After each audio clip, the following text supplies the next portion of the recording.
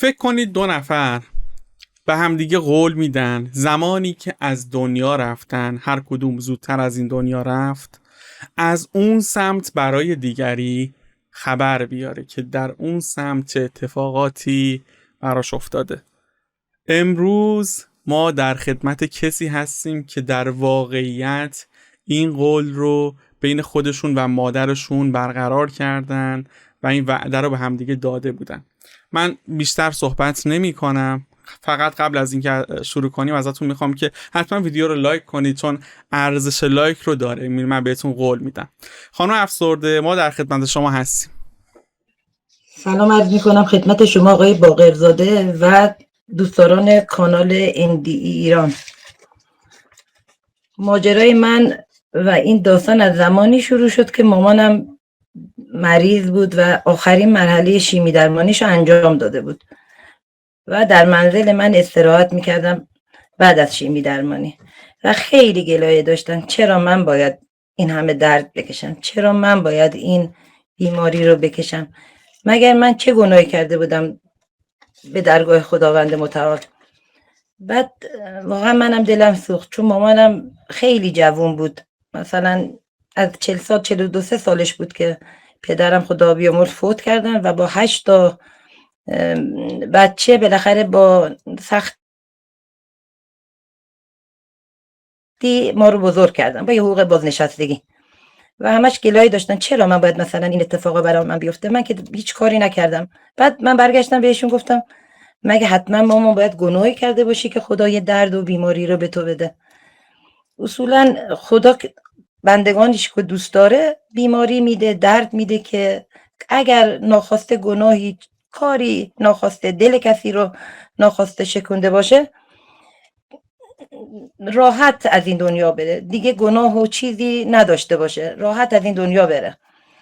بعد همینجور که صحبت میکردم، چون مامان من بی سواده، خیلی هم ناراحت بود، اصلا از مرگ و اینا هیچ چیزی نداشت، نه سواد آنچنانی داشت، نه به اون صورت تلویزیون نگاه میکرد.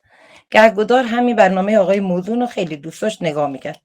بعد برگشتم بهشون گفتم آقای موزون میشناسی، توی برنامه زندگی پس از مرگ صحبت میکنه، اینجوری میگه، در مورد اتفاقایی که بعد از مرگ میفته صحبت کردم و بهش گفتم اینجوریه، میگه مرگ مانند یک لباس چرکیه که از تن آدم در میاد و اینجوری هم نیست که مامان بچه ها رو مثلا نبینی، کسی که فوت میکنه همه چیز رو میبینه. مثلا فلان برنامه اینجوری صحبت میکرد، همچین اتفاقاتی افتاده. بعد حالا به خاطر اینکه ناراحت نشه گفتم اصولا میبینی دیگه، عجل گشته میمیرد نه بیمار سخت. جاری منم بیمار بود، سرطان داشت، همه خواهرش گریه میکردن چرا آبجیمون مریض شده، آبجیشون موند و 2 تا خواهرش فوت کرد. حالا یه نفس از شما میاد، یه نفس از من. میگن آدمایی که میاد خبر بدن به اعضای خانوادهشون. من شنیدم یک مداح خیلی معروفی از تو تهران که وقتی که در حالت مرگ بوده، مثلا یه 2 نفر مثل من شما که الان داریم صحبت میکنیم با هم قرارمدار میذارن. 2 تا برادر بودن، قرارمدار میذارن که اگر یه روزی هر کدوم زودتر فوت کرد، اتفاقاتی که بعد از مرگ میفته رو بیاد خبر بده به نفر بعدی. و این برادر بعد از فوت برادرش خیلی منتظر میمونه، بالاخره تا 1 سال میشه. بعد از 1 سال داداش تو قرار بود زودتر بیای، چه اتفاقی افتاد؟ میگه که دیشب یک مداح اهل بیت رو چی میکردن، عرب بود، داشتن تشییع میکردن، شب اول قبرش بود، چون ایشون دفن کرده بودن به برکت وجود این مداح اهل بیت اجازه دادن ما هم بریم به خانواده‌مون سر بزنیم. بعد براش خیلی جالب بود و حالا این صحبتایی رو ما میکردیم خیلی حال مامانم بد بود. لحظاتی که مثلا مسکنی تزریق میکردم و اینا یه ذره حالش بهتر میشد، این صحبت رو کردیم. بعد با هم دیگه این قرارمدار رو گذاشتیم دیگه، قرارمدار رو گذاشتیم و تا چند روز نکشید دیگه، 3 روز 3 4 روز 3 روز بیشتر نکشید، 3 روز بعد ایشون دیگه حالش بد بود و بیمارستان بردیم و زمان اوج کرونا بود و ما را مثلا اجازه ندادن داخل بیمارستان بشیم، توی بخش CCU بستری کردن و ما دیگه مادر رو ندیدیم تا شب بعد از دفن ایشون، شب اول نه، شب دوم. و من چون زود خوابیده بودم اون شب، خیلی خسته بودم، زود خوابیده بودم، نصف شب دیگه ساعتم نداشتم، هر حقیقت گوشیمو نگاه کردم، گوشیمو زده بودم به شارژ، تقریبا 2:30 اون موقع بود دیگه. همینجور داشتم ناراحت بودم، صحبت میکردم از اتفاقاتی که افتاده بود و با مادرم درد دل میکردم. همینجور که صحبت میکردم و مادرم هم با هم صحبت میکرد، منم همینجور فکر میکردم، اصلا حواسم نبود که مثلا مادرم، میدونستم فوت کرده، اما همینجور که فکر میکردم انقدر درگیر بودم اصلا نمیدونستم چه اتفاقی داره میفته. و ایشون همینجور صحبت میکردن و منم درد دل میکردم، مامان مثلا فلان اتفاق افتاد، دیدی مثلا شما رو بستری کردیم، داماد کوچیکمون که پسرم من میشه گفتن اگه بیمارستان بستریش نمیکردین اینطوری نمیشد، شما بستریش کردین، کرونا گرفت، مرد. گفت این مرد دست خداست، من مریض بودم مامان، از حرف اینا ناراحت نشو. خلاصه هر صحبت‌های مختلفی شد. باز صحبت کردم، مامان شما که اون رو دفن شده بودین مجبور شدم من شما رو بشورم. همینجور گریه میکردم و صحبت میکردم.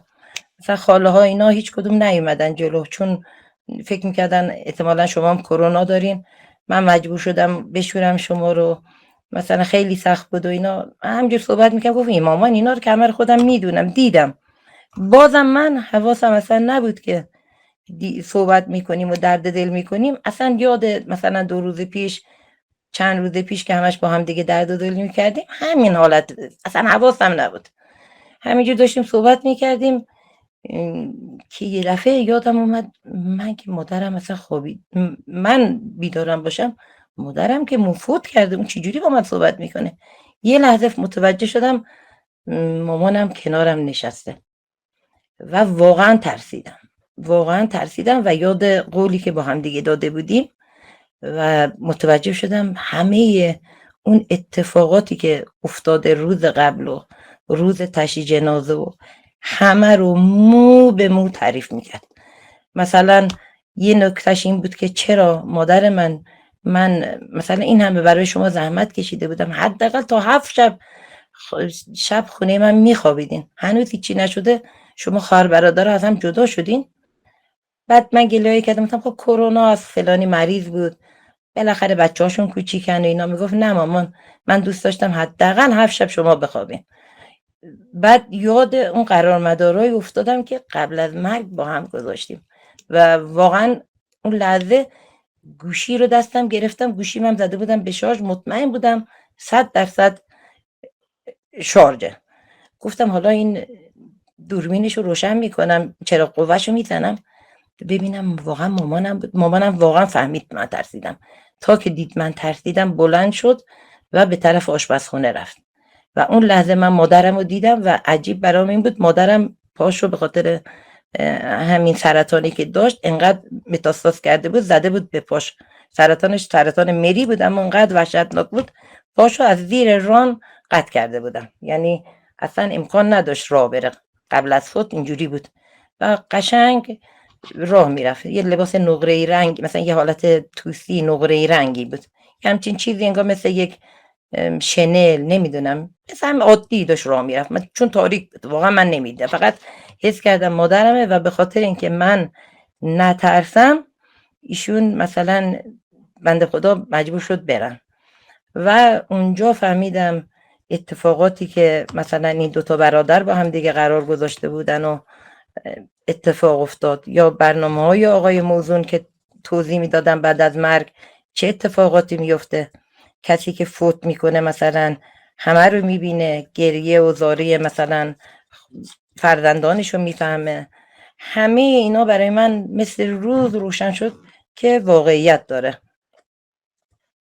و این از قضیه من و مامانم بود که اتفاق افتاد و چیزای دیگه هم صحبت کرده بودن، یعنی این مسائل نبود، چیزای دیگه هم، یعنی ریز بعضی مسائل مثلا نمیشه بیان کرد، مثلا در مورد بعضی افراد صحبت کرده بودم، مثلا شاید دوست نداشته باشم من صحبت کنم، مثلا بله، یعنی مثل شخصیه یک و نمیشه دو گفتش، تا متوجه. آره درست. نمیشه گفت، یعنی یه چیزایی که اصلا شخصی بود و شاید مثلا اصلا خیلی قشنگ من اونجا فهمیدم واقعا این اتفاق که میگن راسته، و بعد از اون دیگه ایمان پیدا کردم به این مسائل، و به خاطر همین همیشه برنامه‌های مختلف رو دنبال میکردم که با برنامه شما آشنا شدم و دیدم چند قسمت پیش کسی دیگه هم بود که مثل من مادرشو دیده. برای من همیشه این سوال بود آیا واقعا اتفاق افتاد، توهم بود؟ اما خب خودم مطمئن بودم، چرا قواره که زدم اون لحظه من بیهوش شدم، خواب نرفتم، ترسیدم بیهوش شدم، چون من خیلی سخت به خواب میرم، با دارو اینا به خواب میرم، همیشه دارو اعصاب مصرف میکنم. اون لحظه که دوباره که به هوش اومدم و رفتم، ترسیدم رفتم، چون من همجوری رو زمین خوابیده بودم، کنار همسرم نبودم، رفتم کنار همسرم و اونجا گریه میکردم و صحبت نمیتونستم کنم. همسرم هرچی میگفت از چی ترسیدی؟ نمیتونستم صحبت کنم. اون لحظه دیدم گوشی روشن، چراغ قوه‌اش به سقف، شارژش مثلا خیلی اومده پایین، نزدیک 65 70 اینا بود، الان دقیق یادم نیست. کلی زمان گذشته هنوز مثلا آفتاب نزده بود، تاریک بود، و من نزدیک مثلا ما رسم داریم طرفای ما روزای اول میرن سر خاک عزیزی که از دست رفته، و اونجا مطمئن شدم نه اینا نه توهم بوده نه چیزی، من کاملا مادرم رو دیدم چون گوشی روشن مونده بود و معلوم شد که واقعا این اتفاق افتاده درست. برای من. خانم افسرده، تنها سوالی که من دارم، یعنی کل چیزی که شما فرمودید برام فقط یک سوال پیش اومد، اونم این که زمانی که مادر رو دیدید به چه صورت دیدش؟ هم به همون صورتی بودش که مثلا چند روز قبل ایشون زنده بودن، یا نه اون حالت بیماری رو دیگه نداشتن، کاملا سر حال بودن، قبراق بودن؟ سنشون چی بود؟ همون سنی بود که فوت شده بودن، یا نه مثلا باز مثلا جوانتر بودن از اون سن؟ خب و این که به صورت یک آدم عادی دیدینش، مثلا هیچ حاله‌ای هیچ حاله‌ای دور برشون نبود، یا مثلا شفاف نبود از توش بدون اون برو ببینید، کاملا همه چیز عادی داشت اتفاق می افتاد؟ میگم این اتفاق که افتاد زمانی بود که من مثلا اصلا هیچ نوری در منزل نبود، یعنی چون من زودتر از دیگران به خواب رفته بودم، همیشه یه شمعی، یک چراغ خوابی چیزی روشن میکنم. بغلم که ایستاده بودن نه، به اون سن بیماریش، چون مادر من خیلی وزن کم کرده بودن، مثل اون زمان بیماریش نبودن، سرحالتر بودن، حداقل 15 سال قبل. و اون لحظه هم که مثلا باز دیدم همینجور، میگم پاش اصلا قطع شده بود، اصلا توانایی راه رفتن نداشت. این برای من خیلی عجیب بود. و اتفاقا بعد از اینم که فوت کرده بودن، روزای اول من خوابش رو میدیدم، همیشه اول از اون زمانی که پاش قطع بود، مثلا میدیدیم ماهای بعد از زمانی که تازه میخواستیم بریم قطع کنیم پاشو، سالم بود، چون مامان من خیلی وزن کم کرده بود. تا بعد از 2 سال و اندی من زمانی به خواب دیدمشون که مثلا سن 50 سال اینا، 45 سال 50 سالشو دیدم و بسیار شاداب. گفتم مامان، اینو خیلی شنیده بودم که آدم از مرده ها بپرسه، خبر اون دنیا رو بهشون میدن. این همیشه برای من یه سوال بود و اونجا قشنگ یادم بود فوت کردن. سوال کردم مامان جات چطوره؟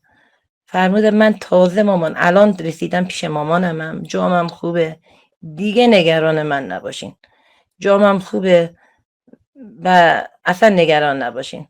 یعنی این مرحله به مرحله خواب دیدن منم خیلی جالب بود برای من.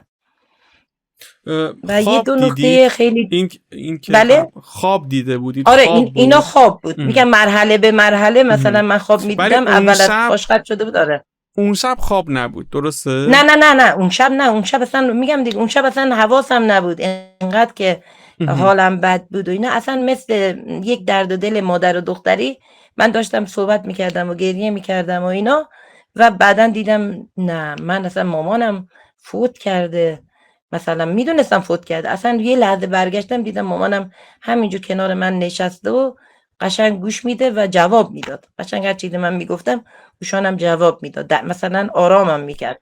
فقط یک نکته رو نگفتید، اونم این بودش که به چه صورت بودن، اینکه به حاله‌ای مثلا دور و برشون بود یا نه کاملا عادی بود، همه چی عادی بودش؟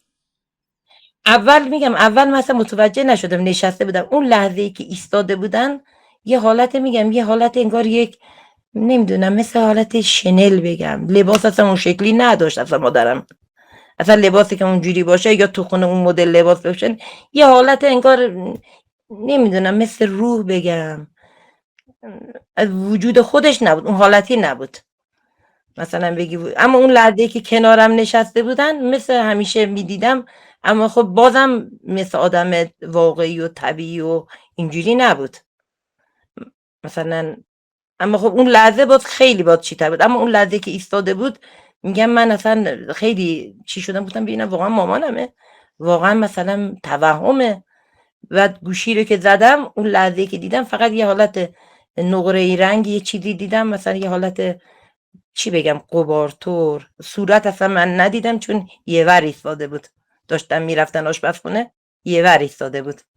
و دیگه بیهوش شدم تا زمانی که باز به هوش اومدم. حالا نمیدونم خواب رفتم، چون خواب نرفتم، چون واقعا من سخت خواب میرم، با 2 تا 3 تا داروی اعصاب میخوابم.